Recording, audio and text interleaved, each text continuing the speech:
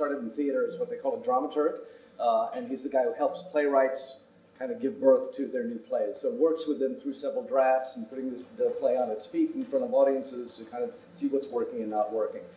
And then I transitioned into animation starting at Warner Brothers in the golden age of Tiny Toons and Animaniacs and Batman and Thinking the Brain and all that stuff, and then went on from there to Nickelodeon and have subsequently done a lot of different kinds of work on both sides of the desk. At Nickelodeon, I was an executive overseeing Rugrats and the Wild Thornberrys, and then transitioned from that to being head writer on Jimmy Neutron, and have taken on head writer duties on a lot of other shows since then, most recently on a show for PBS Kids called Word Girl, which we just won the Emmy for Best Writing last year.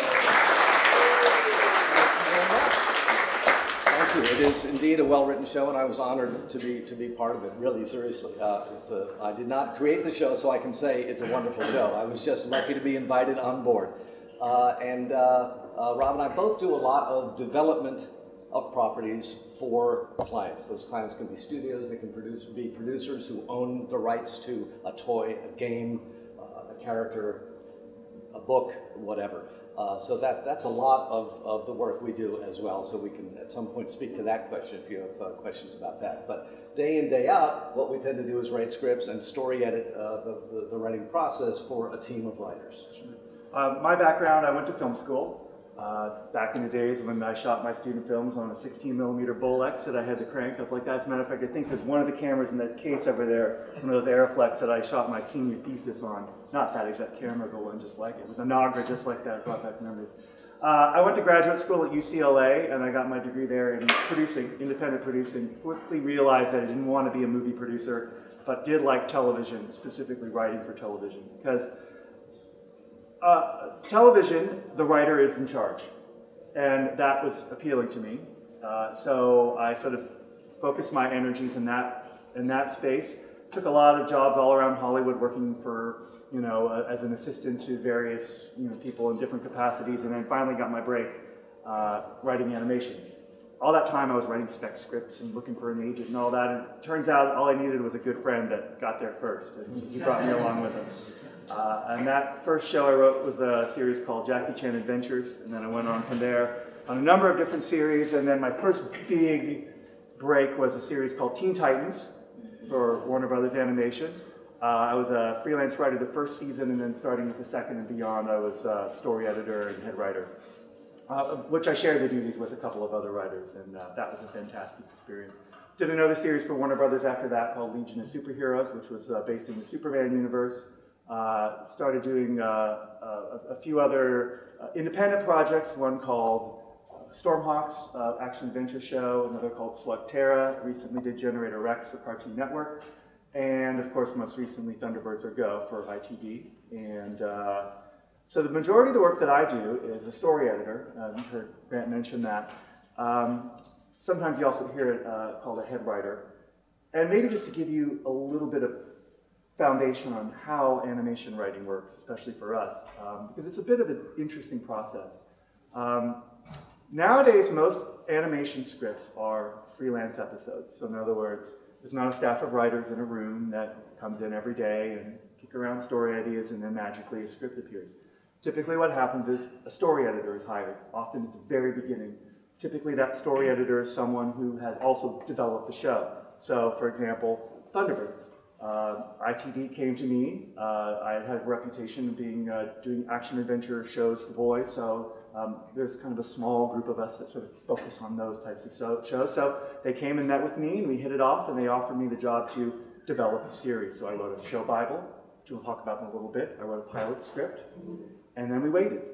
And once all the financing and the business stuff got together, we said, okay, let's go. So my first job was to start to hire writers to come in and work with me to develop story ideas. And in my capacity as a story editor, and work the same way with Grant, is that I'm sort of the architect, and the writers are kind of like the contractors. So it's my job to oversee story arc for the whole series, or in this case, for the season of episodes for Thunderbirds, and that is an example, it was 26 half-hour episodes. So I had to kind of look forward and say, okay, here's sort of what we're going to do. This is going to be the series arc. And then either in conjunction with our series directors, in collaboration with the freelance writers, or just out of my own brain, I come up with a springboard. So that's the very first step in crafting an animation script. Write all these down. Yes. If I can get this to work. So, a writer can't write. Something that should be said about animation writing specifically, and when I say animation writing, I'm talking about 11-minute, half-hour cartoons for kids, Saturday morning stuff, Thunderbirds, Jimmy Neutron, those types of shows. We could talk a little bit about feature animation and longer formats if that's of interest to you, but like we said, our area of expertise is, the stuff with explosions and pratfalls and that kind of business. Sometimes even preceding this, I should say, is just a log line idea for the episode, which is just like maybe a sentence idea. Right. And typically a log line will work well in an established show where everyone kind of knows all the boundaries. For me, a springboard, and I should say also that every series is different. Now, while I may have a certain style of how I may run a show, and Grant has his own style, every series has its own needs, and so they sort of take on a life of their own in terms of how it's going to work. And so sometimes I don't even do a springboard. Sometimes it goes right to premise. It starts off with a conversation. But in any case, a springboard basically is, what is this show about? What is this episode about? And so the springboard is going to be 2-3 sentences. Basically, you're going to take off the table all the assumptions that you know what the show is about, the series. You know who the characters are. So this is basically about what happens. Sell it in 3 words, or I should say 3 sentences. The important thing about this is, and we're going to, I think, it looks like we're going to sort of walk through the process of how an animation script is done from a very structural, mechanical perspective. And then we can talk about the arts of it and the craft aspect of it. But the thing about animation scripts in particular is that you're never going to be staring at a blank screen. It's an additive process that starts with an idea, and then it becomes a sentence, and then it becomes a paragraph, and then it becomes a page. And so it's when you think about it, and you hear from writers all the time, they start off asking, how do you write so many scripts, and how do you, how do you, it just seems like so much work. And Grant has a great story about sort of how that, a way to think about how to approach that. There's a famous American writer named Anne Lamott who wrote a great book called Bird by Bird, Some Instructions on Writing and Life. And this is what inspired the title. She says, 30 years ago, my older brother, who was 10 years old at the time, was trying to get a report on birds written that he'd had 3 months to write. It was due the next day. We were out at our family cabin, and he was at the kitchen table, close to tears, surrounded by binder paper and pencils and unopened book on birds, immobilized by the hugeness of the task ahead. And then my father sat down beside him, put his arm around my brother's shoulder, and said, "Bird by bird, buddy. Just take it bird by bird." The good news is that, as Rob is laying out here, you never stare at a blank page when writing a script from an animated series, because we have a pretty standardized system of a bird by bird checklist that you go down to, that you always are, just as he said, it's an additive process. It goes from a sentence to a short paragraph to a page to... Right. And the best part of it is, as a freelance writer, let's just assume all of you have just been hired to write a show or an episode for Grant and myself. I'm never going to say to you, here's an episode where Superman has to fly into the center of the sun to obtain the magic crystal that's going to save the Earth. I just made that. Go write. That will never happen. And if it did, I already can see the fear in your faces, because that would be a daunting process. Every step of the way, you're going to have a whole group of people to backstop you there. And typically that's the story editor, often it's the show's producer. But we sit down and we talk about it. Okay, here's what kind of show do we want to do? Well, let's do a comedy episode where this sort of thing happens. And you're taking your characters and you're kind of mixing it up, putting them in situation. So you have your 3 sentences, you have your page, then you have your outline. And by the way, you should keep in mind that in between each of these steps, it gets sent in for notes. So you can go through several drafts of a premise. That's right. For instance, the one-page premise. You send that into the network or whoever the other stakeholders are, and they may have comments about that. Oftentimes, when we work on a show, we have the studio that's actually producing the show. And many times, if not often, that's a completely different entity from the person who is actually broadcasting it. So we'll have the studio notes. Within the studio, we often have production. They're going to give us notes on, well, we can't really achieve that because you're using more models or more backgrounds than we have budgeted for this episode. That typically happens sort of later in the process, but we have a production side of things. It takes a week or so, and you get all these notes together, and if you're lucky, you can move on to the next step. To the next step. But going back to something Rob said at his talk yesterday about Thunderbirds, is that this is sort of a formalized way of doing the process that he was describing about developing stories on Thunderbirds, which is, it's a conversation. I think that's one of the most important things to underline. I mean, we mock the help that some people offer in the course of this process. You can't always choose the people with whom you're having this conversation. But nonetheless, the good news is, again, for you, aspiring writers, is that you're never left completely alone. Sometimes you wish you were, more than you are, but nonetheless, it's a conversation. And that's how Thunderbirds turns into the wonderful show it is, because he's always in conversation with his collaborators. That's right. So once you get to outline, and again, depending on the show, for the ones that I do, that is where the bulk of the work is done. And I do what's called a story break, where I have the writer come in, and when I can, and it's usually most of the time, I have the episodic director also involved in this conversation. Depending on the show, sometimes the studio executive will be in that, sometimes even the broadcast executive. But basically, the core group of creative individuals that are going to really be the ones responsible for taking this to the next step, we sit down in a room and we figure this show out beat for beat. So when we're done with this process, we have a bullet-pointed list of everything that happens in order. Sometimes even lines of dialogue when they're important to the plot, or we come up with a fantastically funny joke, that goes in there as well. From that beat sheet, and it happens on a big whiteboard. I have a writing assistant, staff writer, who's there scribbling down things as they kind of come out of our head stream of consciousness, and we look at it and say, okay, yep, that's an episode. We'll talk a little bit in a little bit about what actually makes an episode, because there are some pretty standard structural components that we sort of always are going to look for. But at the end of that process, we have a beat sheet from which a prose outline is going to be written with scene headings. It's basically a script, scene headings, blocks of prose that are describing what's happening within those scenes. And when that is finished, we have an absolutely solid blueprint for the episode. Sometimes to the level of detail that production can actually begin designing backgrounds, designing props, designing characters, and in some cases, when the production schedule is really tight, I've even been in situations where storyboards have been started off of an outline.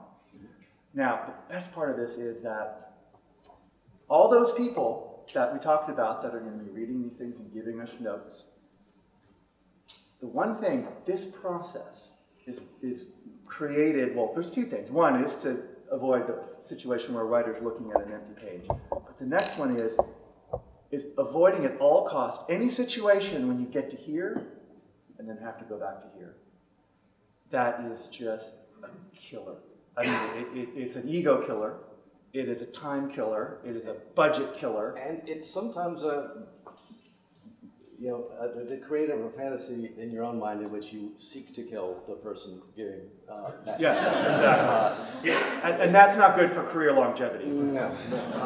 But it requires of the people receiving these documents that they be able to understand everything that is said, for instance, in the premise. Understand it and either prove it or make a note about it. If you get all the way here and they give a note about something, one of the architectural building blocks of the episode that you established in the premise, you got a lot of unraveling to do and a lot of rethinking to do, and obviously it sets your schedule back.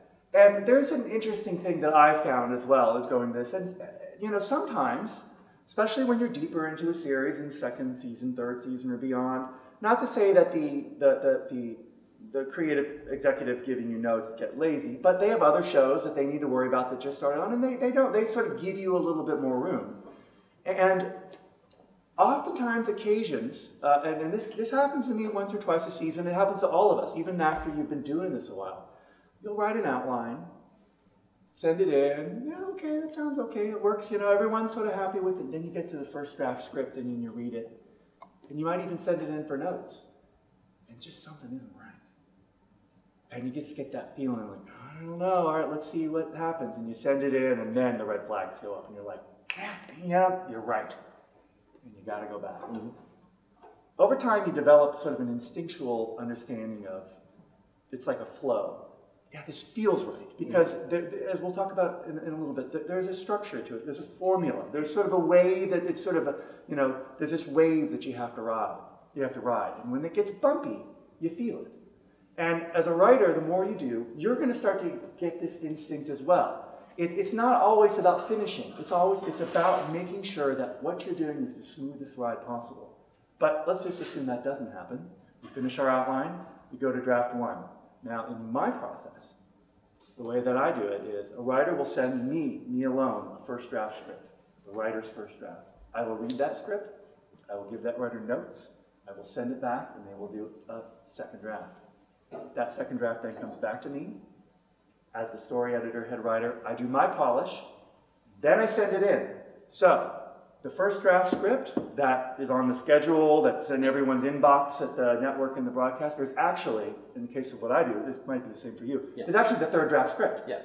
So there's a lot of process behind the scenes. It's the freelancer's first draft. That's right. But then we have our way with it. That's right. And we either give notes back to them and have them do another draft, and then we polish it. But the draft one that goes out to the network and all the stakeholders is something that's already been worked over a few times. So we have to make sure that we've gotten this as close to where it needs to be as possible. Then it comes in, we get notes, we do a revision, a polish, sometimes a second polish, depending.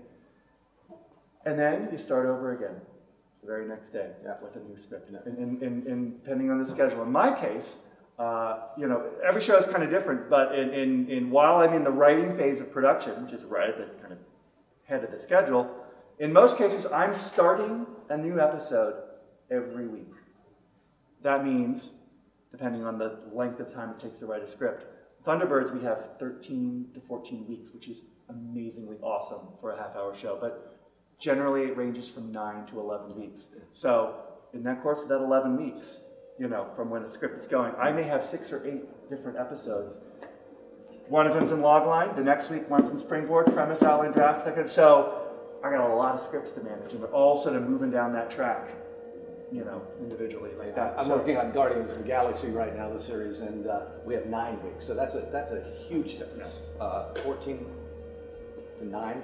The reason why I was able to achieve that is because we knew we had a production schedule that was pretty much locked in, and we knew that we wanted more episodes. So typically, what happens in a normal animated series scenario is it takes so long to get the broadcaster to commit to saying yes, that by the time you do, you're already behind schedule. So you need to say, go, go, go. So you don't have this lead time out in front that you can sort of kind of finesse. So I was fortunate enough in Thunderbirds where we kind of knew when production needed to start. So I just kind of like, okay, here's when the final drafts are going to have to be due. And I just kind of counted backwards. That's right. Until I had like, how about 14-week schedule? Sure. So awesome. So the nice thing is that you can, you know, I still give my writers the same amount of time per draft, but you just have a little bit more room because inevitably that's one of the key things that a story editor, when a story editor is first hired, lobbies for is the length of the writing schedule per script. That's where you know just what your life is going to be like for the next year. Right. Whether it's going to be just a drag and a constant grind, or if you're actually going to be able to have a chance to make something wonderful. We can get rid of this problem. Yeah. So, oh no, wait a minute. I'm sorry. Any questions about any of these steps? What we mean by any of them? I just wonder how many writers you might have working on the same series. In my case, it kind of depends on the script order. I typically don't like to have a writer working on more than one script at a time, or I should say, I don't like a writer being anything earlier than first draft script. So once a writer has submitted to me their writer's first draft, I feel comfortable with them starting another premise or outline. Say in order of 26 episodes. I'll probably write 4 or 5 myself. So that means I'll have, you know, and ideally you want to have writers do more than one. That way you don't have to train up a whole new batch of writers. So I'll have probably between 10 to 13 writers, individual writers per season of episodes. That also depends on the schedule somewhat. Yeah. I mean, I like to keep that group of writers, for a bunch of reasons, as small as possible when I'm running a show, for a couple of reasons. It's freelance, and they're not pulling a weekly paycheck the way a story editor is. Mm-hmm. And so you can attract better writers if you can promise them more episodes. Yeah. So that's sometimes just the deal you make. It also sort of depends on kind of the nature of the show as well. I'm working on the startup of another series that I can't talk about, but they're 11-minute episodes. We're doing a whole bunch of them, and it's a very short schedule, so this is a situation where I want to have a small group of writers, 5, 6 writers doing the majority of the episodes. On a show like Thunderbirds, it's a bit more of a marquee thing. I have writers crawling out of the woodwork, you know, all over the globe asking me, begging me to let them write an episode. So in that sense, I actually can go to a higher caliber, say story editor or producer level writers, and just say, great, come in and do your episode. So that way you're able to get sort of, you know, marquee writers that don't have time to commit to several freelance episodes because maybe they're running their own show, but they would love to do Thunderbird, so they can kind of find the time to do it as well. So then, possible question to answer, but generally speaking, how long do you think each of those things would take? It depends on the length of the episode. For one thing, my 11-minute stories or 22-minute stories. But I mean, like, let's say you do a first draft with one of your freelance writers. How long would a first draft take? Well, I can tell you to the day for Thunderbirds. On my schedule, log lines and springboard. Well, I don't really do log lines. I do springboards. Sort of happen before the schedule starts. So there's no real schedule for springboards. That's sort of us cooking things up. We came up with a new process on Thunderbirds this season where we basically came up with all the stories in advance and wrote all the premises before we even started. But let's just say on a typical episode, for me, the clock always starts when the premise is turned in. So that all kind of happens before kind of the schedule begins because I've got plenty of time to work with it, and that's kind of go time. So depending on the show, it's anywhere from 48 hours to 5 working days turnaround. But let's just say that it's 5 days. So a premise is written. I have 1 week, and then say the premise is turned in on a Friday. By that following Friday, notes are due. We do a story break that following Monday. The writer has 5 working days to deliver an outline. I then have 5 days personally to read that outline, give any notes, send it back to the writer, or just send it in. 5 more days to give notes. I get approval to go to first draft. The writer gets 10 working days to do a first draft. After he or she turns in their first draft script to me, I have another week that I read it, give notes, kick it back to the writer if I need to have them do a second pass. Otherwise, I'll do the edit myself, send it in. 5 more working days for notes, and I get 1 week for draft 2, 1 week for polish. So it's equally important in following our schedule that the people from whom we get notes turn around their notes on a promised schedule. And that sometimes can be a problem, but in a well-run organization, not. Writing animation at this scale, oh, I'm sorry, go ahead. Oh, it's okay. Yeah. When looking for writers and freelance writers and kind of delegating out, you know, which stories go to who, is it kind of by luck, or do you actually delegate like certain episodes to people that think have strengths in writing that specific episode? And then do you usually go for like a balance, or like maybe even hiring people that you necessarily personally don't get along with, or do you go for a gel fit creative? I never would hire anyone I don't get along with. Yeah. You know, it's too much work too fast with no safety net, no margin for error. And you're sort of in the trenches together, and you want to have someone you can rely on. The most frightening thing you can do as a story editor is hire somebody that you've never worked with before, because it is the great unknown. I mean, you saw sort of the schedule that we went through here. Yeah.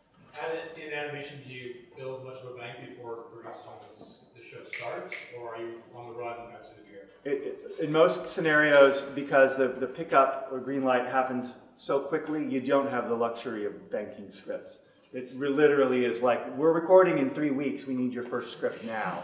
And then so you hustle at the very beginning, and then, so in other words, instead of starting a script every week, that first week you start 4.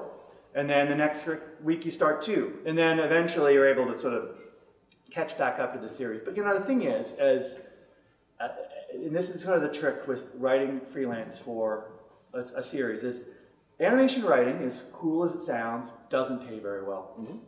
Compared to other forms of television writing. So It speaks truth. As a freelance writer, you have to write a lot of scripts for lots of different shows. So we story editors take this into account. We know that we're probably not the only script that you're writing, for the only show that you're writing. And we also know that I give you 2 weeks to write this outline, it's due on a Friday. Guess what's happening on Wednesday before that outline is due? You're starting on your outline. So, hey, I do it too. So part of that big long 2 weeks doesn't take 2 weeks to write an outline for a 22-minute episode. But sometimes it takes 2 weeks for a writer to negotiate their own schedule to do it. If I were to say, look, hey guys, I'm sorry, but it's a Monday, I need this Thursday morning. Hey, no problem. Most writers will say yes.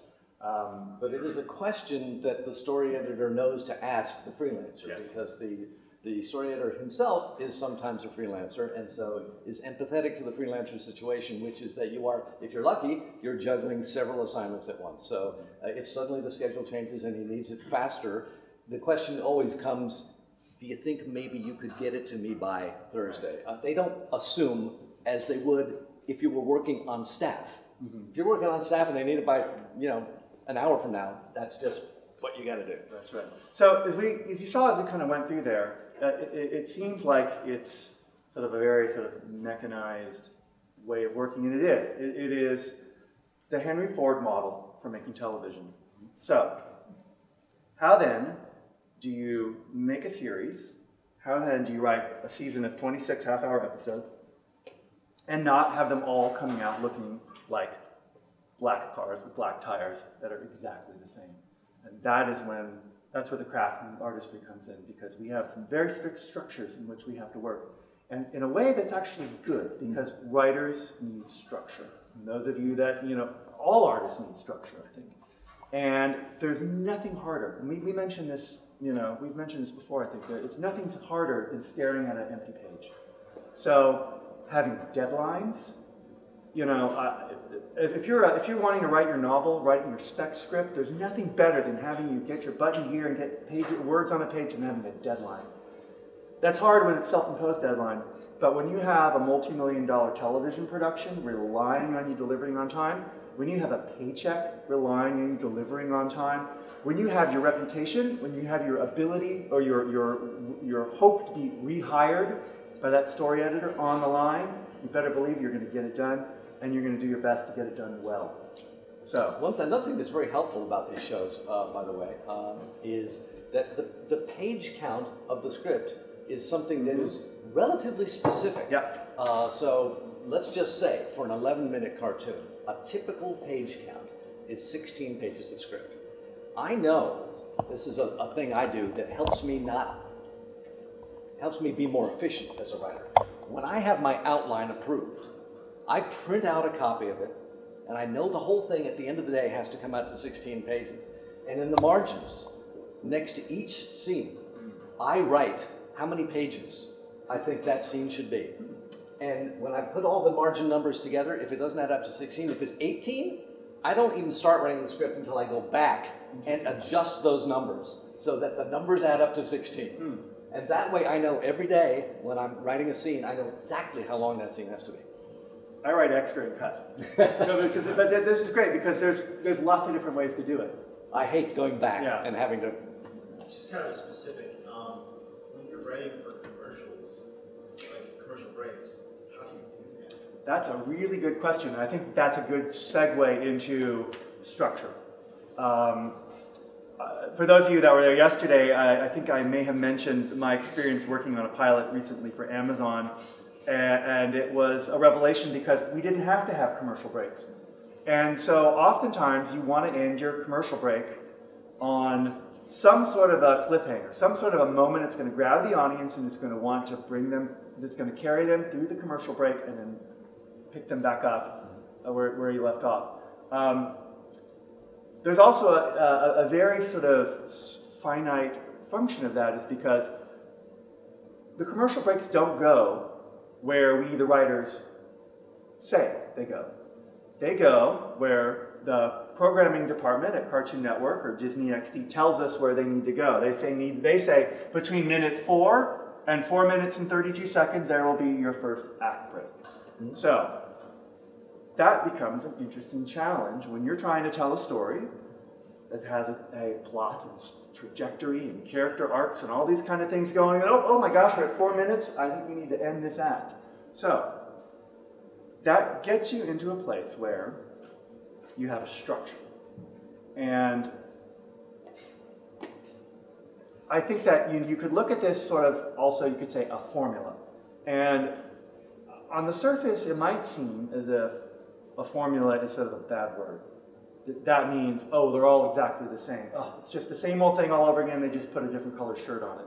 But in a sense, and it can be, if you take the easy way out. But it can also be an incredibly useful tool for guiding your way through an episode. Especially, I think, for the starting writer. I think it's comforting to know, and we'll lay out like a really kind of basic, like 6-point structure here, that the problem for the aspiring writer is often that you start but cannot finish because you don't know what the steps are that are required.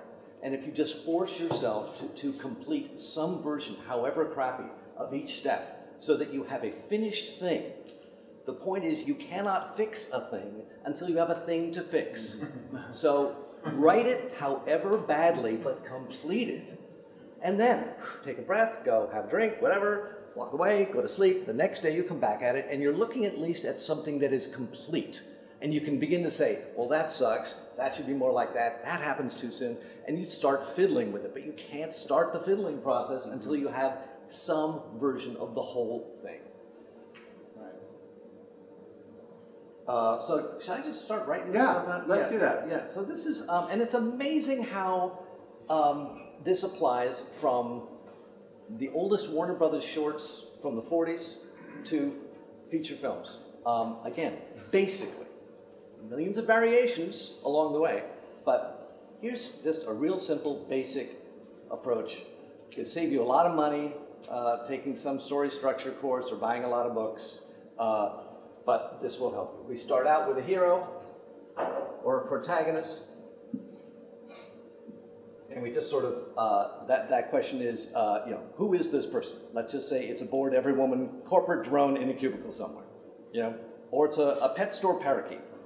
We know who that is. We've defined that. Who is the who? Then we have what we call, or some call, the setup. And the setup is the question of where are they? What are they doing? What is the world, or what is their situation?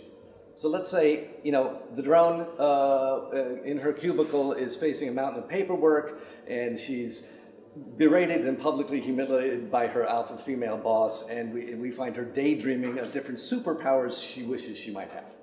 That's the situation we find her in. Crappy job, mistreated, and daydreaming of a better life. Then, the next thing that happens, we call, or some call, the inciting incident. Or, put more simply, something happens. Something happens that creates, and this is so important, if you take away nothing else, this is the thing.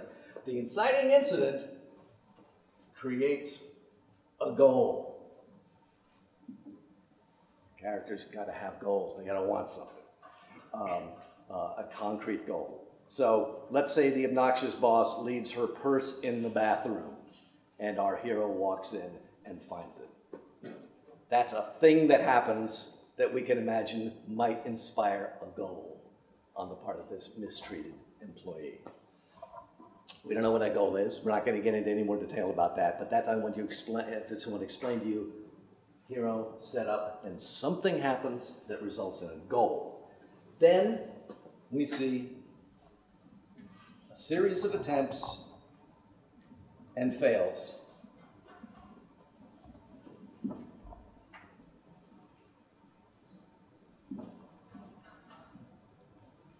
achieve that goal.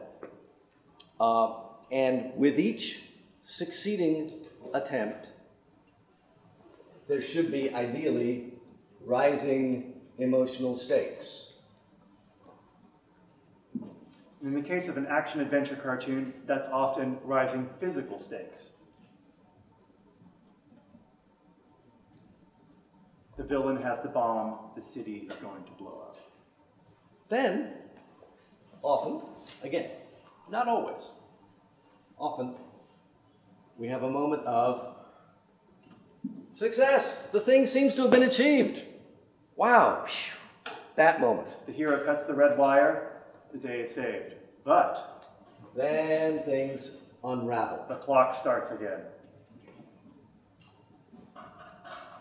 Things start to unravel, and it leads to a disaster. All is lost. We are at our hero's low point.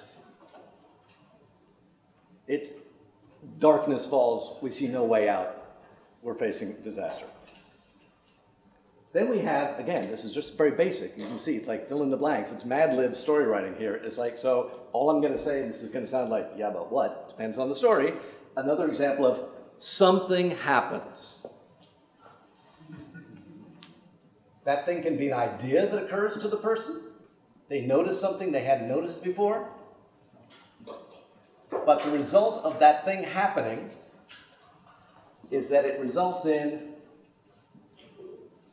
a second wind, a final battle,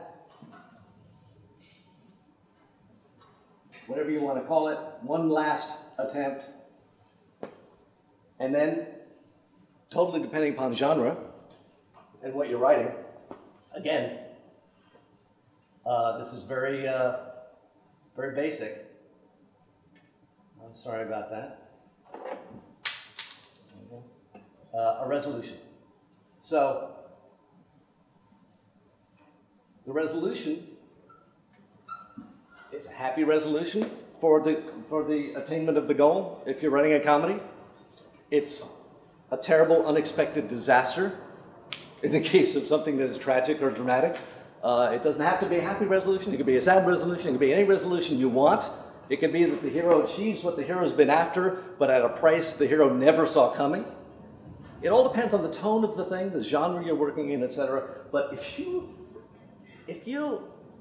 internalize this list and you watch most movies, and as I said, going back to Bugs Bunny shorts, this is basically the skeleton of most of what you will ever see.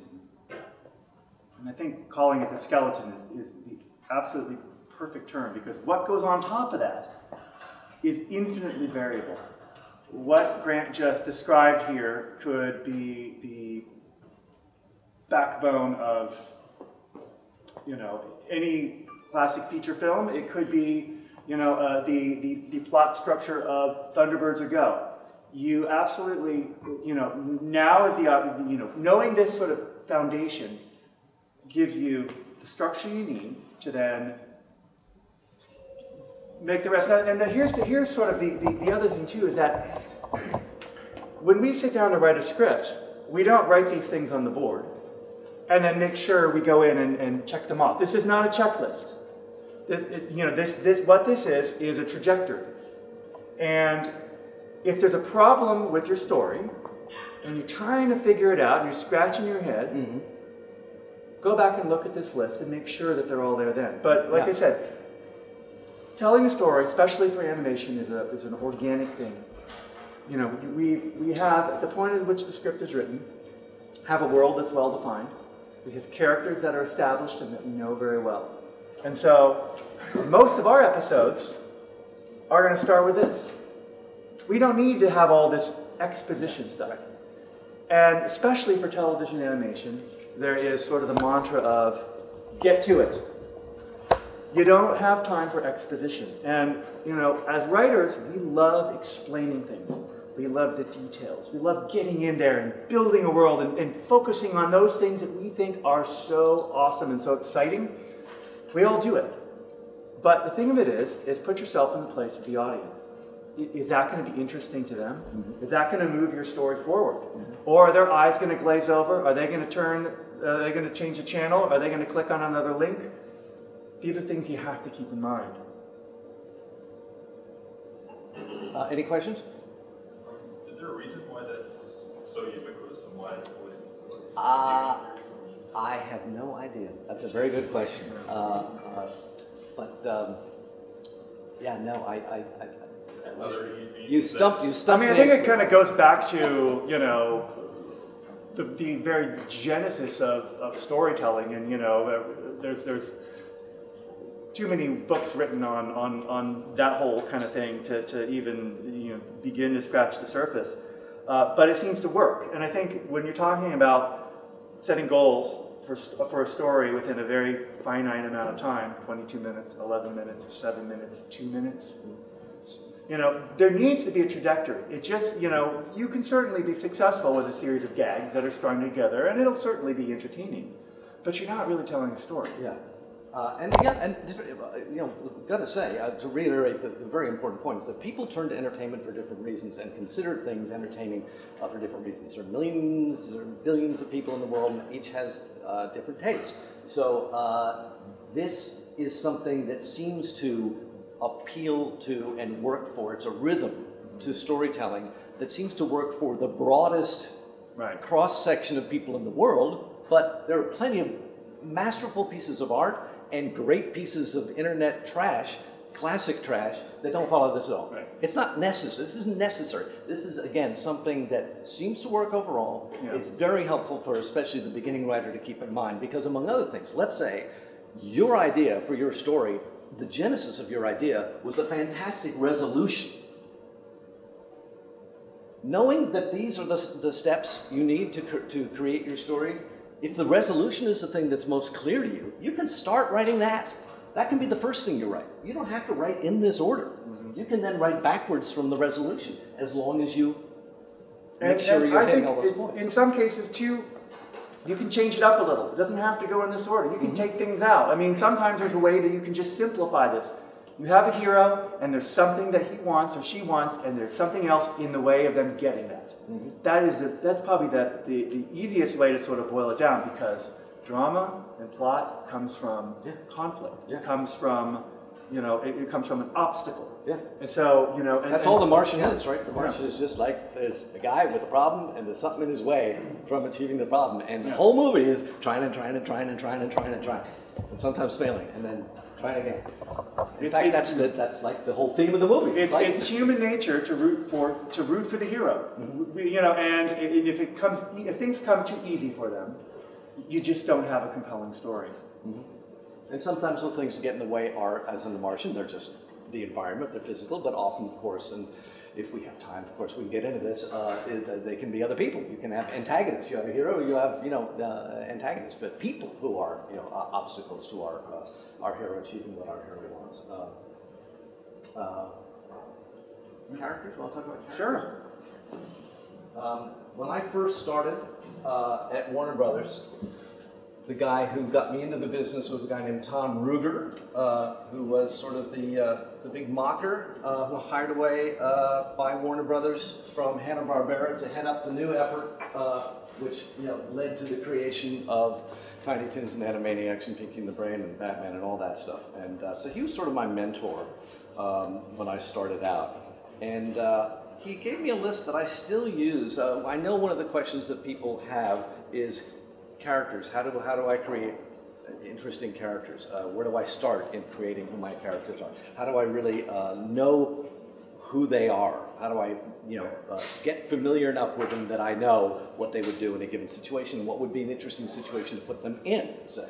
And there is this little checklist that anytime I start a development assignment, I wouldn't, if I were working for Rob on Thunderbirds, I wouldn't go through this process, because the characters are all set. We know who the characters are. But I'm talking about developing original characters. I do a little exercise where I ask myself these questions. I write them down. What is the character's goal in life? What does the character like? What does the character hate? What's the character's greatest strength? And what is the character's greatest weakness? And if the character had a motto in life, what would it be? And that's just, again, a place to start. That's not the answer to creating compelling characters. But again, if you're looking for places to begin,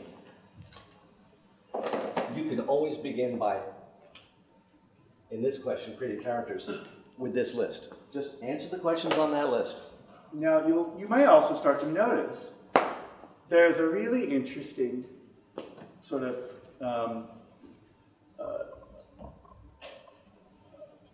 nexus between this list right here and that last one that we saw. So if you answer these questions, now you understand who this character is.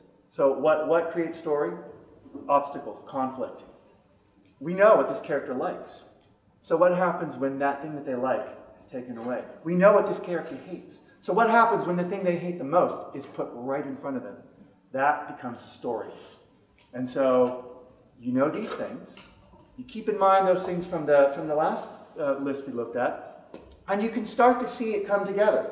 You know, there is sort of this kind of fallacy that stories have to be complex, that they have to be intricate. But the fact of the matter is that the simpler they are, the better. Mm-hmm. And that's never more true than anywhere else but in animation. You know, especially when you're doing sort of an action-adventure type of show, you know, you get hung up in the details and you sort of lose perspective. Mm-hmm. But the simplest stories generally have the best emotional connection, mm-hmm. and typically work out the best. Yeah. So, my brother teaches screenwriting at University in California, and he actually just published a book. And the provocative title of the book is "Why Plot Never Matters." And you can buy it on Amazon. His name is W. Reed Moran, and it just came out this year. And don't get hung up on questions of plot. It's about character and conflict and goals. And answer, take off the list that we showed before this list, know this information, and plot will take care of itself. Yeah. Questions about characters? Yes?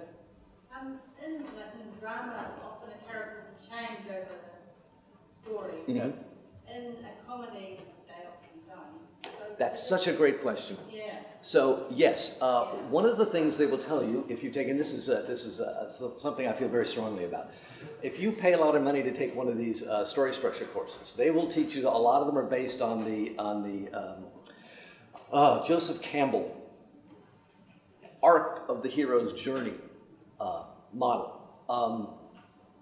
That does not apply in all genres and in all cases. You tell me how James Bond is different at the end of any James Bond movie. You tell me how Matt Damon is different at the end of The Martian. Tell me how Indiana Jones is different at the end. So there are certain genres, for instance, adventure, in which really, again, there are no across-the-board rules. You can have an adventure story where the character has that arc, but anyone who tells you that that's necessary in each case, in every genre, absolutely not true. You can have a very, very successful and good movie for what its purpose is. A James Bond movie has a purpose, and it is not taking you through a hero's journey where he learns something about his life over the course of his travails. It's not what those things are about, and that's fine. Not everything has to be about the hero's journey. What would be your opinion of Avatar: The Last Airbender, where you take like a comedic character such as Sokka, and he changes significantly from the beginning of the journey that you go through to the end, and just kind of the character growing through that series? I personally, I love that kind of thing. I mean, I love when an animated series can span a major character arc over many seasons and evolve and change, and the audience can kind of grow and change with them. I think that is masterful storytelling. It is, I very rarely get the opportunity personally to work on shows like that. I mean, I think it's fulfilling as a creator. It's engaging to watch. The sad truth of it is that those shows just are harder and harder to make because the globalization of animation means that these things need to go all over the world on all different kind of mediums. They can't play in any particular order. There's no room for story arcs. There's no room for character arcs because they can't be in a position where they have to play things sequentially. So it's sad. But I mean, as a writer, I mean, I love that. And kind of one of the, the biggest challenges, creatively speaking, as an animation writer, is having to sort of come to terms with the limitations of the medium in which you're working. But also fully embracing the idea that we get to write cartoons for kids, and there's no better job anywhere, I guarantee you. No, not with your clothes on. No.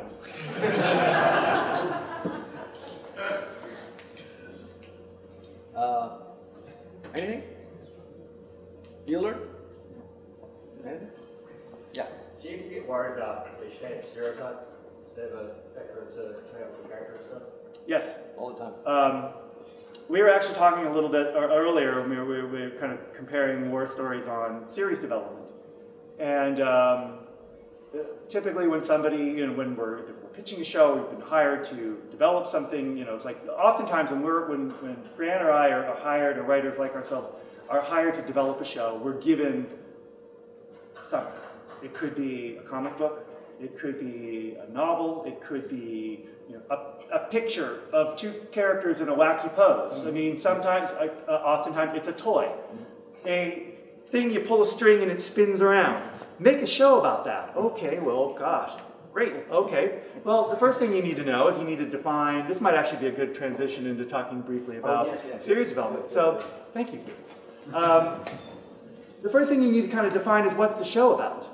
And that's just sort of here's what it is. But the next and most important thing is character. Who are our heroes? And all those things that Grant just kind of put up there about answering those questions. You got to do that. And actually, in some show Bibles that I've done in the past, I have quite literally wrote those things down with the answers right next to it. Yes. Because there's nothing better than to show a potential buyer or a potential broadcaster who these people are than to put it out in black and white terms.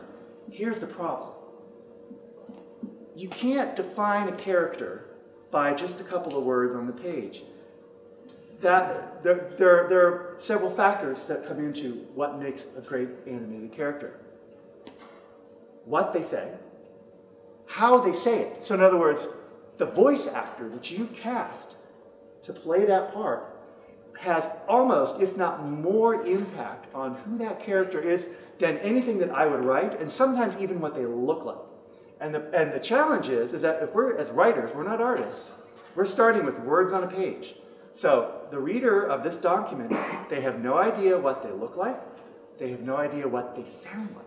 So all they can do is read sort of what they say. And the other challenge is that oftentimes it starts with a pitch page or a series Bible, and then they have us write the script, pilot script. And that's when the character's voice seems to start to take off. That's really hard to do in a show Bible. So what happens often is you see in poorly written show Bibles things like this. Here's our hero. His name is Jake. He's cool. He rides a skateboard. He's kind of a rebel. He always does what he wants, but he never breaks the rules. It's like you come up with these. If any of your Simpsons fans, there's the Poochie character. You know what I'm talking about?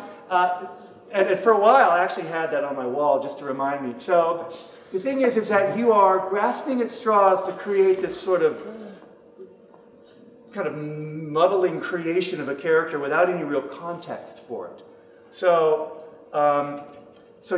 cliches are everywhere, and you do your best to avoid them. And there's a lot of sort of circuitous routes to get so where you don't go there, and especially when you're developing a show.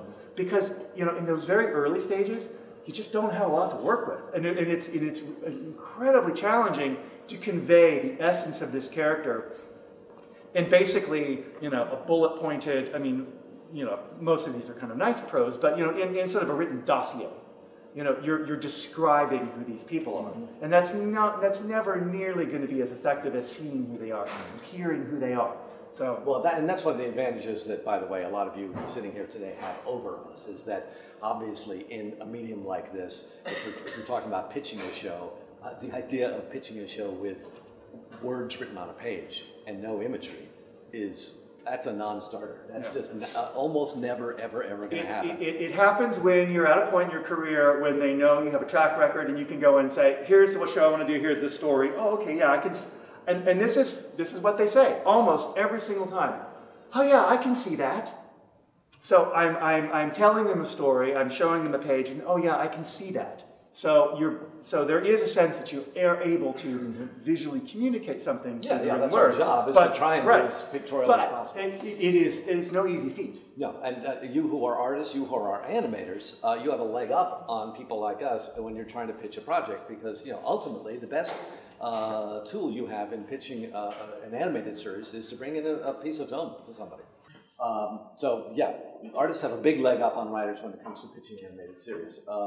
Can I just ask a question? I mean, of people in here that are here with us today, how many of you have a story idea or show idea that's your goal to develop into a series and try to pitch to someone? So, great, there's a lot of people. So, there's lots of different ways to write a Bible. They often serve different purposes. Yeah. Oh, of course. Yeah, thanks for coming. Yeah. Thank you very much. Well played. So there are different kinds of Bibles. You have to be clear about what we're talking about. Rob was talking yesterday in his Thunderbirds talk about the Bible he wrote after the show was already commissioned. And that's an internal document for people working on the show to make sure everybody's on the same page. But that's a different kind of document from a document that you would call, say, a pitch Bible, in which you have an idea, you've put a document together that you want to take with you into a room to sell the show to somebody. That's a different kind of document. It's a sales document, and that's a very key distinction. Yeah, one's world building, one is trying to get yourself a job or showing me. So we'll be talking about the pitch Bible. Okay, sounds good. Yeah, that seems like that'd be more helpful, right? Sound good? Sorry, what was the other type? Like a series. Well, I'd call it a series Bible. In the case of, say Thunderbirds, it went into great detail about world building aspects. This is the year it takes place. This is what society is like. Here's sort of the rules of the world, But you're also, so part of it is storytelling, and a lot of it also is sort of very procedural stuff. Like, for example, in Thunderbirds, I had to kind of go into detail about, what's the environment like? Are there guns? Is there an army? Who does international rescue really work for? How, is it secret? No. Why is it not secret anymore? So all those sort of you're basically decoding the entire DNA of the series. Yeah, a fantasy series, you need to know what the tech is. If I were to hand that to a network executive and say, "Here's my show," they would get past page 2, and that would be it.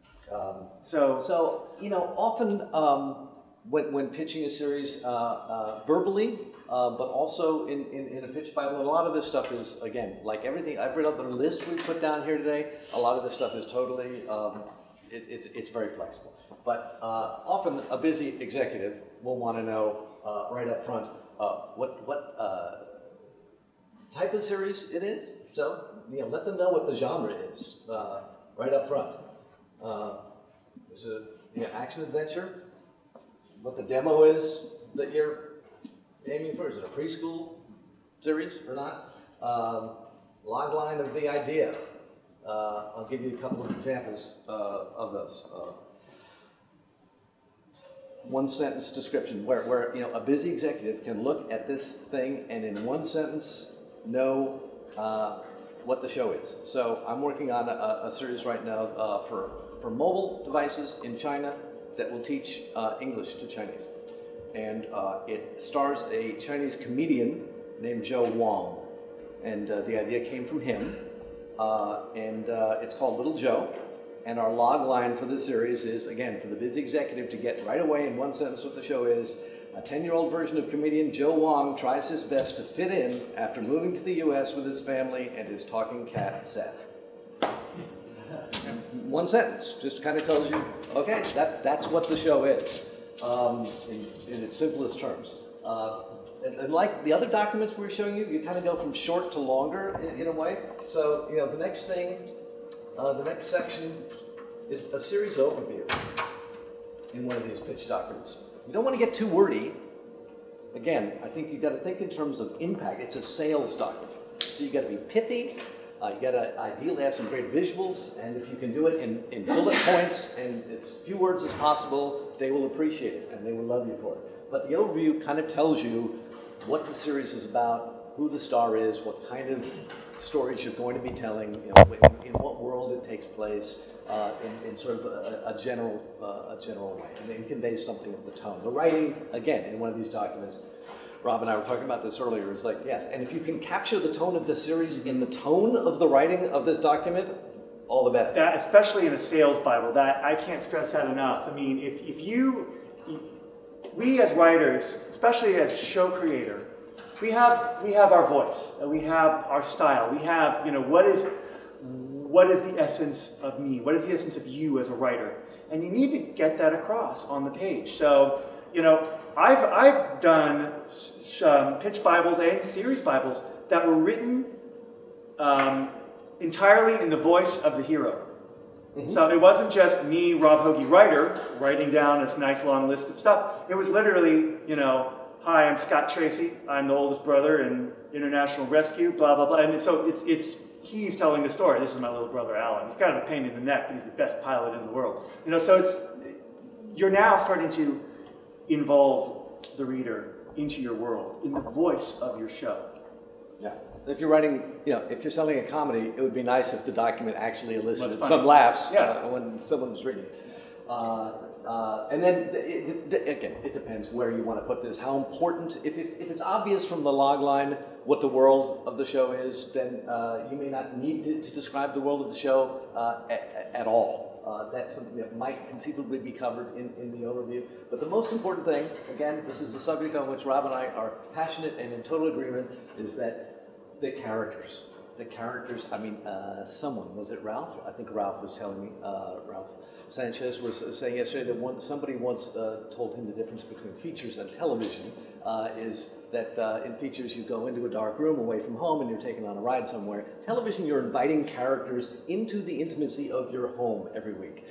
And so you really, one way or another, really should love those characters that in whatever way. Love to hate them, love them in some way. Find them compelling enough that you want to invite them into your home every week. So that's why we who do television keep coming back to this subject of the primacy of characters and having a good character, you know, strong characters as individuals, and then strong character relationships, interesting character relationships, a set of core characters that ping off each other in interesting ways, so that you could take any two of them and stick them alone in an elevator for an episode, and you could feel relatively certain that you'd have an entertaining episode. So it's, when I say characters here, equally as important as you're describing the characters is the relationships, the dynamics between those characters. In longer series Bibles, not necessarily a pitch Bible, I often put what these characters feel about each other. And literally in the document, it's like, you know, how do they feel about, you know, how does Rob feel about Grant? Well, he seems like a cool guy, he knows a lot, I really like him, you know. So there's, so there's all sorts of, you know, you can see that interplay codified right there on the page. Because you don't come back to a series for plot. Yeah. You do not come back to a series for plot week after week. You come back for the characters. And so that, if you spend time on anything, it's the quality of your character mix. Can you imagine taking these characters, and this is what will sell a series or not, if the executive imagines reading the characters and their dynamics, I can imagine these guys in a million different situations because they are so fun to be around. The mix is so rich and so much fun. Put them on the moon, put them in an elevator, put them anywhere. I want to go with them, I want to be with them. That's a successful pitch, if that's conveyed. And the story springboards pretty much back to where we started at the beginning. Now this is the key to this as a pitch Bible. This is something you're going to be using to go out and take to sell to someone. And you know, this is sort of universals for all sorts of things. You want to leave them wanting more. You can't, nor should you, answer everything in this, for a couple of reasons. One, you know, if they may like the concepts, but the details are a little hazy to them, they'll reject it flat out. But if you give them just enough to be interested, say, I want to hear more, then you have opened the door to further conversation. Now, there's the other big important thing about, pitching a show, writing a show Bible. This is not all about you as the writer. Once you have a studio involved, a broadcaster involved, even an artist or an animator that's going to work with you, collaborate on it, they're going to always have something to say and something to add. And you have to be prepared to change everything. Because you will. This is the foot in the door. And once you're in there, it becomes everyone's. And your job is to take this ball and get it all the way down the end of the field. And sometimes that means making lots of detours to get there. But it will happen. But, a core idea that captures everyone's imagination, when done right, that's going to remain. The details, well, that's where people have something to say. And allowing for your studio executive, the person that's going to be signing the checks, the one that's going to be deciding where this is going to go on their air, involving them in the creative process is absolutely essential. They need to take ownership of this as much as you. You got to be a team player. You got to let them, because they see dozens of these things a week, and just to get their interest is a huge achievement. And to hear them say, "I want to see more," that you've basically right there, you've got yourself a development agreement, because they're saying, "We will give you money to flesh this out further." So you can't say too much. You can't say too much in one of these. Now this is a very specific model that depends on a lot of variables, like, for example, being in a place where there are buyers. And sometimes that's not easy. So, that's something to keep in mind.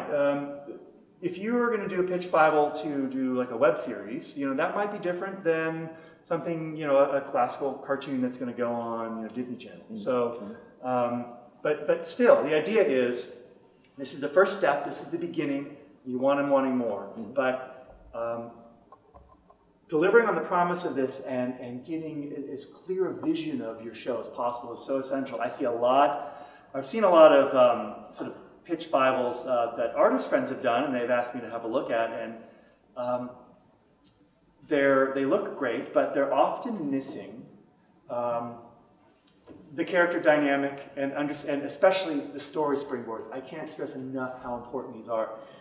All right, I get the characters, they seem fun, they look cool, but what would a typical episode be like? That's the question you're going to hear all the time. So being able to put story springboards in there to give them half a dozen examples, and these should be bigger than just like a log line of 2 or 3 sentences, a good paragraph. Yeah. I have some examples when we break. If anyone is interested in seeing what one of these documents looks like, I'll show you. So that's hugely important, and then you basically have sort of the foundation of your series. How many pages a pitch Bible has? I've done pitch documents that were a page long. It depends if they have art. If they have art, it's obviously going to be longer. But I would say that your overview, log line, this kind of stuff should probably be about a page. Characters, depending on how many, maybe another half a page. So I would say for a pitch Bible, anything longer than 3 pages is too long. I think you need to allow for story springboards to take up maybe some extra, but as far as the important meat part of it, if it's longer than 2 or 3 pages, you better question it. I think ideally, when I'm going to pitch a show, and this is like going into verbally pitch a show. It's different if you have art, it's different if you have something already worked out. I'll have with me what I call a leave behind. 1 page. That's it. Literally, you can do like this. Doesn't have a staple, doesn't have a binder clip, doesn't have a folder, it's just 1 piece of paper. And that's it. Because if you can't sell it in any, if you have to sell it, if it takes more than that to sell it, then the concept isn't probably going to be simple enough to go much further. And it varies according to who the Bible is for. Yeah. I have a project right now that was optioned by an English distributor, and my document that I showed him was the length Rob was talking about. But then he needed, after he optioned it, to engage me to create a longer document that he could take with him to networks in Europe. Yeah, I think the knowing sort of who you're taking it to is going to really determine the length, the content, the style of it too. You know, what I would take to a studio if I'm pitching a show is going to be very different than a show that I already have a studio involved that we're taking to your international broadcasters, say at a market. You know, or if a broadcaster was sort of interested in it, because even when you go to like MIP or Kidscreen, I mean most sellers, studios they have that one-page thing, front and back. It's like glossy color. It's got art. It's got like the overview on the front, a bit of character. You turn on the back, it's got some extra stuff, and then like the particulars, and that's it. Not much longer than that. But if you're engaging in a more serious conversation about the future of the project, they're going to want more information. But again, just like when we went back to the kind of how a script works, you start off with you start off small, you get bigger, and you get bigger, and you get bigger, and you get bigger, and then hopefully you got a Bible and a pilot. Yes. I get changing your tone to fit the tone of the show. Do you also change the language to fit the demographic? Yeah. I mean, there's something to keep in mind is that you may be writing a show for preschool kids, but the people that are reading it are grown-ups. So. Yeah, but they're studio executives. So. Well, yeah, good point. Well, that's sort of universal. You kind of keep it simple. You know, I haven't done a whole lot of preschool stuff, and I found that when I have, they're generally simpler, but just by the nature of the show, they do have sort of a softer feel to it. Just because your content is going to reflect the show. So it's that almost sort of takes care of itself. But I would say that a preschool pitch Bible probably would be a lot simpler. If you have art, it would probably be a lot more graphical and cleaner, not as busy. So I think that's a good point. Again, you're sort of you are trying to represent your show in as many ways as possible within that document. So I probably would. Certainly any dialogue you include in any character descriptions or any other section of the Bible should be dialogue that your target audience can understand. No. How involved are you guys in production? That's a great question. It depends on the show. Sometimes on some shows, this is speaking personally, some shows in my capacity is as story editor. I start with sort of do the development, and then once we're in series, I'll write the episodes or oversee the writing. We'll do a voice record. I'll look at an animatic or storyboards and make notes, and then maybe have a hand in ADR. And after that, I'm done. Some shows I'm much more involved through the process. Sometimes I'm a producer, executive producer, or series producer, and so in that case, I'm involved through the entire run of the production. Typically, however, animation writers stick to the writing, and we let the artists do that part because they're the experts. Yeah, but sometimes you have no involvement whatsoever in production. You are just sitting at home and story editing and writing scripts and sending them off into the ether. Yeah. And 18 months later, you get to see there's advantages both ways. I mean, sometimes I sort of long for the old days when I would record an episode and I'd be done with it. And now it seems that our paycheck's not increasing, but the length of time we're on the production seems to be increasing and increasing, which is fine. I think it's useful, to have the writer as a resource throughout production is absolutely useful, especially if it's a CG show. On a traditional, 2D show, the production pipeline doesn't really allow for much in the way of changes throughout. That's sort of changing as well, but on a CG show, I mean, some series that I've worked on, we were rewriting lines up until 2 days before delivery to the broadcaster. So. Can you think of examples where something outside of the script actually influences the story in some way? Has that ever happened to you? David, you might actually be able to answer this one pretty good too. I mean, oftentimes we find that there's something we just simply can't do. Well, I mean, it's interesting what you talk about because I find my relationship with Rob to be really crucial because when we're designing action scenes, you often find moments inside action scenes and you realise once you see it all play out that you need the character to do something different, something else. So I'll often go back to Rob and say, hey, look, this came out. Can we get a line here? Or what do you think? I think probably the biggest example on the show is actually that I can think of is Ring of Fire 2, which is the second part of the first series. And we had that big radio dish sort of falling down, and then I realized that Scott needed to have some kind of crucial decision to make there, and we decided to, what if they brought it down, you know, and that was kind of a big moment. So we had to do a lot of rewriting, like, quite in the middle of the previous process there. So it's really, you're quite involved all the way through it. And I don't mean that in a way like, you know, you're making changes or I'm making changes. It's just a really nice collaboration. No, absolutely. And then that's sort of the beauty of a CG-based show, is that, you know, you really do have the opportunity to make adjustments. You know, oftentimes we'll find that a show's running long, and just a simple cut, especially in a very sort of plot-driven series, you know, just cutting time means you're cutting story, and when you cut story, things suddenly don't make sense. So you have to go back in and figure out places, well, okay, well, if we lose this sequence, then we're going to need to change this line and this line or whatever. So, you know, oftentimes that I find is the biggest contribution I have post-record is the editor part of story editor. Anyone else? Any general questions about anything at all? Yeah. I was just wondering how you know you have a strong logline. Chris, do you have some rules, or do you just kind of like you like it, you go with your gut? Instinct. Yeah, like I hear a lot of them, and Rob was telling me one of his today, and as I told him, you know, I hear log lines all the time, and it was no surprise to me at all that he sold the show. When he told me just a log line for the show, I said, title of the show, plus the log line, I said, oh, brilliant. It should almost sort of be a situation where you have to, I wish I could think off the top. I can't tell you the one for mine because I have, you know, NDAs and stuff. But you know, if it's a comedy, it should sound, the log line should sound funny. The idea should make you laugh in one sentence. Oh, or if it's an action show, like, oh my God, that's so cool. You know, it's almost sort of like it leaves you with the smile and the nod, the snod I was about to say. I just learned that when I talked. Yeah, so remember that. So you just sort of have to kind of play it out. I mean, the same way the Bible, the way you write the Bible, the language of the Bible has to reflect the tone and style and spirit of the show. The log line is part of that. The log line should embody the tone and style and spirit of the show. Mm-hmm. You know, and the one I read you was admittedly kind of flat.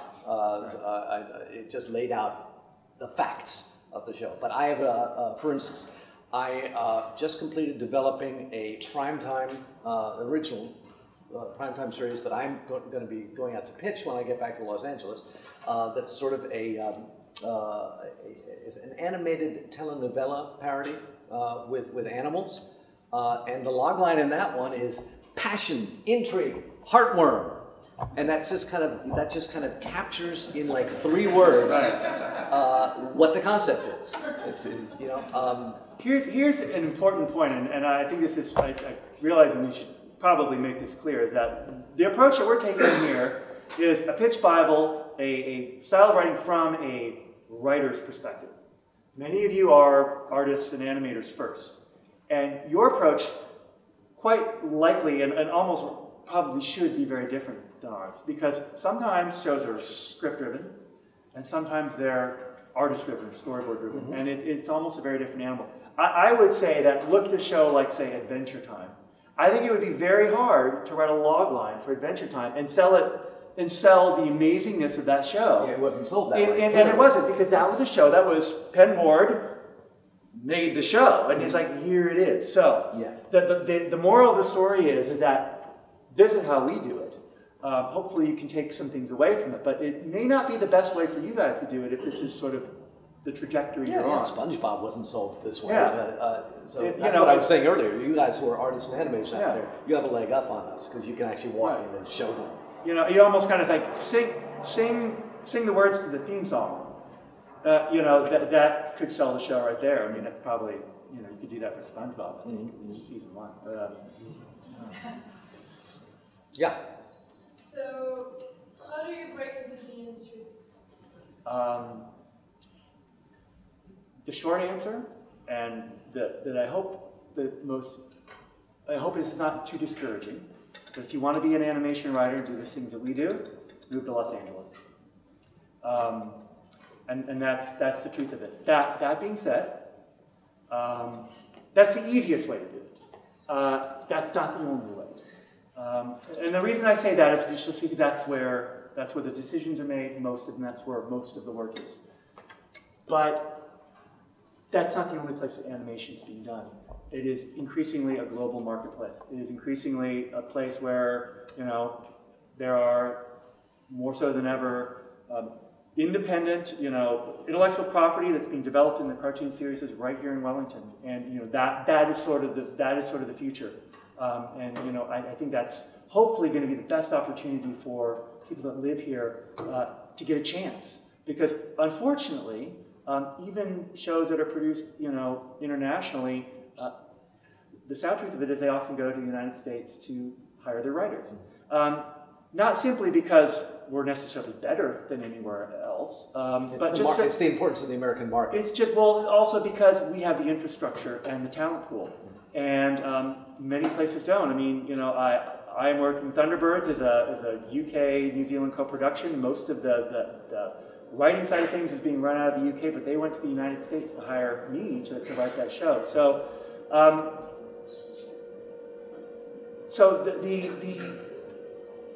the way that a lot of us did it, like Grant and myself, which is you know someone, you get a chance to, you know, to write a freelance episode on a show because you had a buddy, you know, that may not equate to you depending on where the geography is. I'll say, if I may interrupt, that's not how I got in myself, and this is what I would say. My answer to your question would be, write an absolutely terrific spec script. If what you're talking about is being a writer, how you break in as a writer. And by that, I mean, you will find there's a lot of competition for this type of work, and understandably so.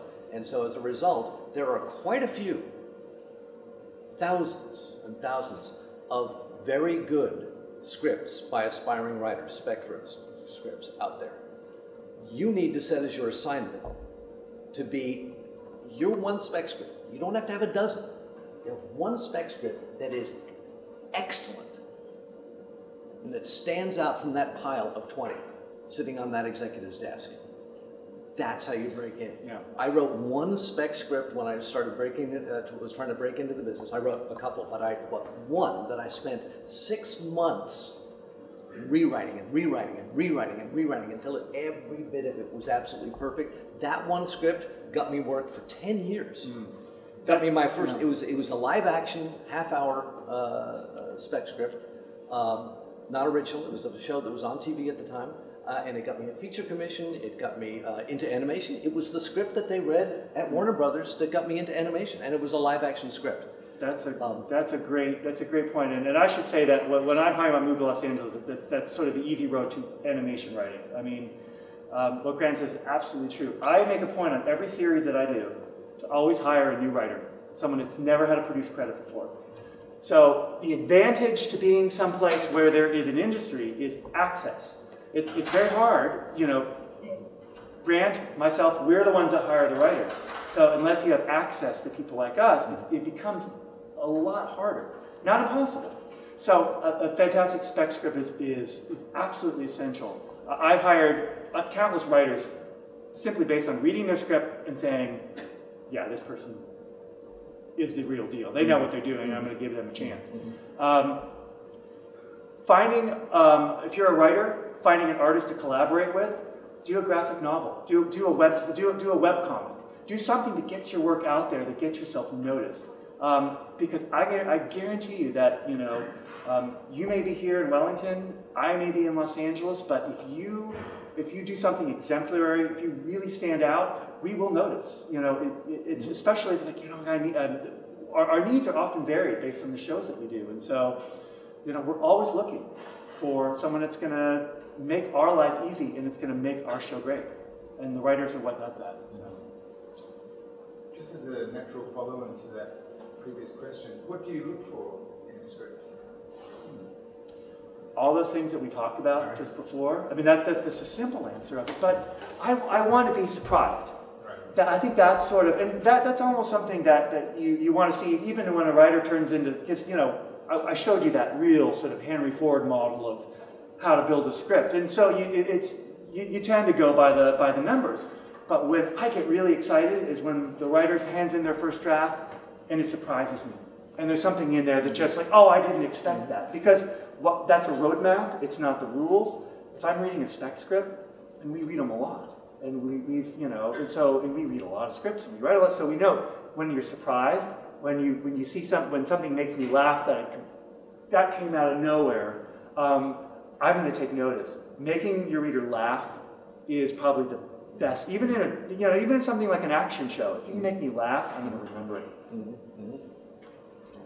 My understanding is that most animation projects are developed in-house inside the companies. And so I'm wondering, for a writer that's starting up, should I write an animation script on spec, or should I just write a great script, live action, in hope that I can... That's a good question, because I think that the rules are sort of changing, and they're often sort of in flux. It used to be for a spec script, you would sort of want to write like an existing show. But I don't know, I've seen a lot of value in the originals. Yeah, no, and I'm increasingly hearing that. I think you're right. I think that has actually changed over the years. Originally, when I came into the business, it was they wanted to see that you could execute a show that was already on the air, and how well you could do that. Increasingly, I'm hearing that what networks are looking for are original projects. So I would encourage you to just write your script. What's the most important thing is that it's good. And that it stands out, and that your reader is completely engaged, and that you're able to kind of show off your craft. Because what you write is the best example of your sensibility. Yeah, you will sometimes be able to showcase your sensibility in a spec episode of somebody else's show, but the best example of your sensibility, all of it, what you consider to be a story, what kind of character mix you can come up with, your sense of dialogue, how you want to use words, all of that will come through in your script best. And that's really your brand. Your brand is your sensibility. Somebody reads your script, and if it comes across as, wow, this is specific, and it's potent, and it's a specific sensibility, and I like it, that's a writer I want to work with. What I imagine is, for someone like you, now I can see you, you're here, but if you're in LA and I'm here, how do I get in touch with you? How do I send my script to you? If I send a query letter, you will probably you won't reply to my letter. No. Perhaps. What have you heard about me? I don't know. No, that's not true. I do that all the time. I get approached all the time. Okay. No. I consider it part of my, I think everybody who got into this business had someone help them get into this business. And so our brotherhood is one of, we want to be able to pay back in the same way. And so someone approaches me with a script, total stranger, happens all the time. Absolutely, if they're not a dick, if they're not like jerks about it. So you got to be persistent, but pleasantly persistent. Because realize that we're busy, we have our own lives, etc. But in general, most writers I know have that attitude. They will be as helpful as they can possibly be. It also helps when you can establish a rapport. I mean, there are several things every year, for example, Comic-Con in San Diego. I mean, that's a bit of ways from here, but that's where every single animation writer, story editor, and producer on the planet goes every summer. And, we have parties, that are open to everyone. You come in, you buy us a beer, and then next year, hey, I remember you from last time. I'm always going to remember you now, so next time I see you, you tell me, oh, I'm working on this script, and okay, great. So you make yourself a gentle pest. And I may not get around it the first time, but, I say, I take pride in giving people their first break, and a lot of times, though, that doesn't happen after the first meeting and the first time I read a script. It sometimes happens 3 years later. Yes. It happens, but you gotta plant the seed. So here are 2 story editors. You've just met 2, and then the next time you're going to meet hopefully 2 more. Maybe you go on a trip to the West Coast. If you really want to be an animation writer, you can do it. There's the impediments are very few being an animation writer. It's just patience and persistence and talent, which all of you, I'm sure, have. So it's just being able to be in the right circumstances and being able to apply those. Yeah, so that's the key thing he just said. Sometimes there's lag time, and you may not understand why that is. I'll give you an example. I have a script on my desktop right now that has been there for 2 years, I think. A total stranger, a woman in New York, sent me a spec episode of Curious George she wrote. I thought it was absolutely lovely. And so I fully intend the next time that I am in a position on a preschool show to get in touch with her and offer an opportunity on the show. But I have not been in that position in the past 2 years, so I cannot do anything for her. But I liked it so much, I'm keeping it on my desktop, and so the first opportunity I get, she'll get this call out of like nowhere, because I'm sure she's moved on and assumed that I'm a total dick, and just like, no. I've actually spoken with her and told her how much I like the script, but she probably assumes I've forgotten about her, and I haven't, but I just have nothing I can do right now. Other than being physically in like LA and meeting other people, let's say you did get noticed, living in New Zealand, having a production overseas, is that a negative or is that a disadvantage after you've already done it? No, not at all. There are some convenience issues. I mean, like when I do a story break for Thunderbirds, I like having the writer in the room, but David is on FaceTime from New Zealand. I have writers in London, and they're on Skype from their house in London, and I'm here in my office. So geography doesn't matter anymore. There's that we do the story break over Skype, and everything else is email. So that's the beauty of where we are now in our kind of technological age, is that geography doesn't matter. A lot of my writers are in the Bay Area. Some of them are in Toronto. Some of them are in London. So it's making those connections, personal connections, is the key to beginning the relationship. But once you're there, geography is really pretty much irrelevant. But I think the key is a personal relationship. I mean, we talk about that level of trust and the ability to, we say we want to work with our friends, but what we really mean is that we want to work with people that we trust. Yeah. And that's sort of the key to it. Yeah. What kind of writing exercise are you doing every day? Writing every day. Yeah. No, I mean that's because I'm lucky, and I have a stack of assignments and deadlines waiting for me back in my room right now, and so that's my exercise is meeting my deadlines. I don't write for fun, and I improve my craft by doing my job, and it's interesting is if I look back, I don't want to look back at some of the first freelance scripts I wrote and the kind of where I am now, and it's I can't imagine, I can't believe that people actually hired me again after those scripts, and it just, and not because they are necessarily bad, but just because I have a lot more experience now, so I can sort of get to it quicker, and I've kind of figured out the formula in a sense. I'm sorry. You mentioned before that sometimes if a story's too long, you go back and edit it, it can be quite difficult because it's all pieced together. Do you find that the script, the actual dialogue, that sometimes that happens as well? If we're just trying to cut down the scene, the dialogue's all locked in? Yeah, well, it's sort of, I had this experience 2 days ago, and was, here just across the street at Pukeko, where we make Thunderbirds. I was looking at a previs, so animatic, which is sort of a little bit like a moving storyboard, and we had an entire dialogue sequence that was just way too long. So, I had the luxury of being in the edit suite with the episodic director and the editor, and I would listen through it and say, you can cut that line, you can cut that line, okay. And then I was able also to do the easy cuts. Then I went back to my room, or actually I think I may have been out in the lobby of the theater yesterday, so if you saw me sort of there typing my laptop, I was making those cuts. Yes, I went back there and cut the scene, and we actually haven't even recorded it yet. They just did a temp dialogue track, so it was super easy to go in and make those changes. But I had to rewrite some lines because there was connective tissue that now sort of has unraveled it a little bit. So, yeah. Do you find though that if a scene is really working and that it will develop naturally, that it will be locked in naturally, or that dialogue that's written well sits sort of on top of the scene and is easy to change? Well, that's a good question. I think that when a scene is right and it's working, you don't want to cut it. I think that's sort of the beauty of it. And so my lesson that I learned from this other thing is that they were saying because I could go in and make those cuts, it told me right away that I could make those cuts.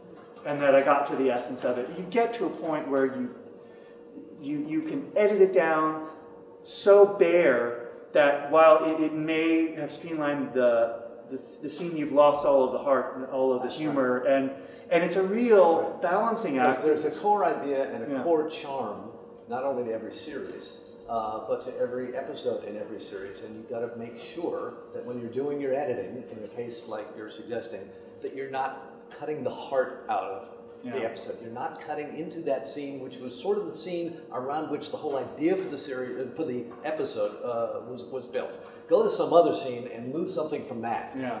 But don't mess with the scene that's sort of the reason you did the episode. Unfortunately, on a show like Thunderbirds, when we're running along, the first thing to go are the jokes.